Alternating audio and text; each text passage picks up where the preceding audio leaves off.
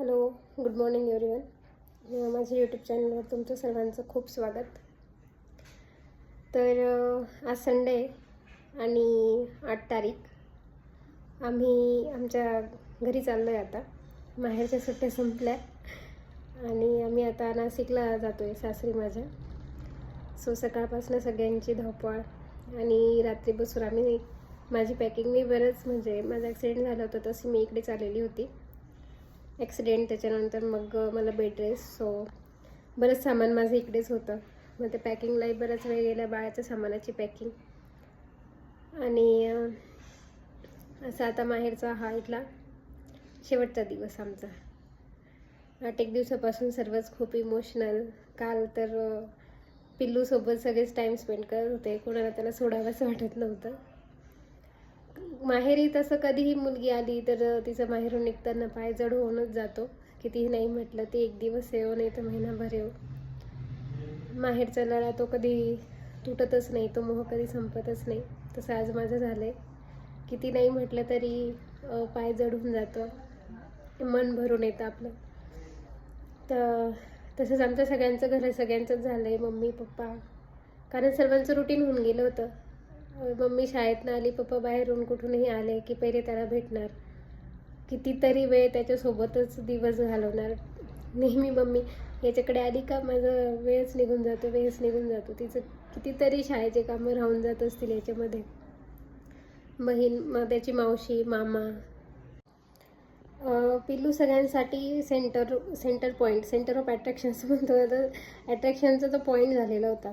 कोणीही कुठूनही येऊ, आधी बाळाच्या रूममध्ये येणार म्हणजे ते इथेच सगळे इथेच त्याच्या अवतीभोवतीच असणार, असं त्यांचं शेड्यूल होऊन गेलेलं होतं. आमचं काही नाही, आम्ही आमच्या घरी गेल्यानंतर आम्ही आमचं सेट होणार. मी त्याला सांभाळणार, माझं नेहमीचं रुटीन माझं सेट होऊन जाणार. पण इकडनं सगळंच घर खाली होणार, म्हणजे मी जाणार, मी आणि आम्ही दोघं गेल्यानंतर मग घर पूर्ण खाली होणार. मग मी शाळेत, पप्पा त्यांच्या याच्यात, मग खूप शांतता होऊन जाईल इथे. सो मम्मीचं खूप मला घर एकदम खाली होऊन जाईल, मला बिलकुल करमणार नाही. बाबांचं तसंच. सो हे असं असतं म्हणजे. सो आता आई पप्पा येणार आहेत मला घ्यायला, ते येतील दुपारपर्यंत. मग आम्ही दुपारूनच निघू, 3-4 तरी वाजतील मे बी निघायला. सो तुम्ही ब्लॉगला कंटिन्यू राहा. आजचा दिवस कसा जातो, काय जातो हे माझ्यासोबत बघा तुम्ही.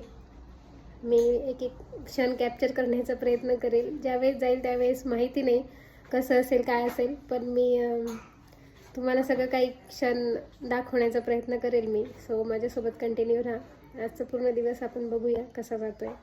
So bye. Hello, good afternoon. आता आई पप्पा आलेत, आमची तयारी झाली. अशी तयारी झाली, खूप दिवसानंतर मी अशी तयारी केली आहे. आता निघू आम्ही थोड्या वेळात.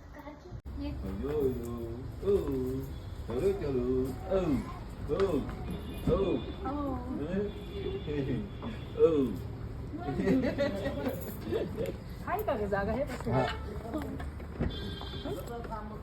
बर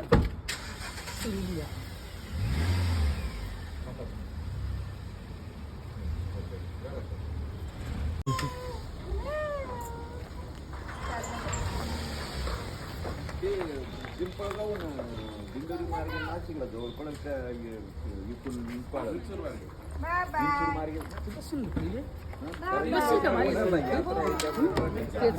त्याला पाजावं लागेल इथून आहे ना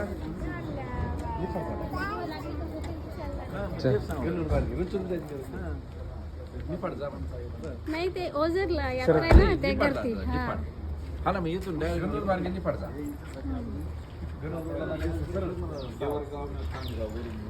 घरी